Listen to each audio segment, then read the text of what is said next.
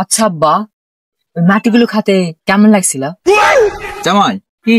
এই যে এই জায়গা থেকে দেখতেছো না? হ্যাঁ। এই পুরোটা জায়গা ওই বাঁশ ঝাড় এরা সবকিছু এর একসময় পাহাড় ছিল।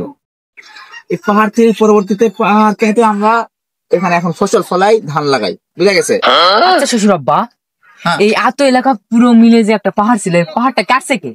আরে জামাই, এই ইলালে তুমি জানার কি দরকার ক?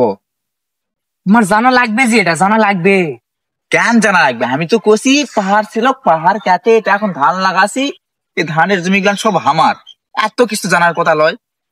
না না, আমি যখন বলেছি তখন এই প্রশ্নের উত্তর আমাকে জানতেই হবে। তো বলেন বলেন বলেন।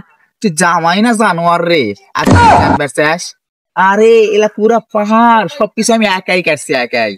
কি একাই কাটছেন? এত বড় পাহাড় কাটতে আপনার কয় বছর লাগছে? আরে এটাও প্রশ্নের উত্তর দেয়া লাগবে লাগবে লাগবে। তুই জামাই লয় আসলে, তুই আচ্ছা কদু জামাই কদু।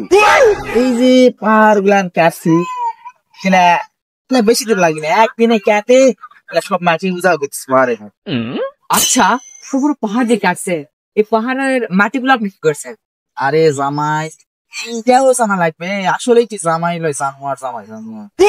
এতে কিছু হবে না। এটা তো কি জন্য জানা লাগবে? এটা জানো তুই করবুটাই ঠিক কর জামাই। না না, আমি তো অত প্রশ্নের উত্তর শুনতে চাইনি, আমি তো একটাই প্রশ্নের উত্তর শুনতে চাইছি। বলতেই হবে বলতেই হবে।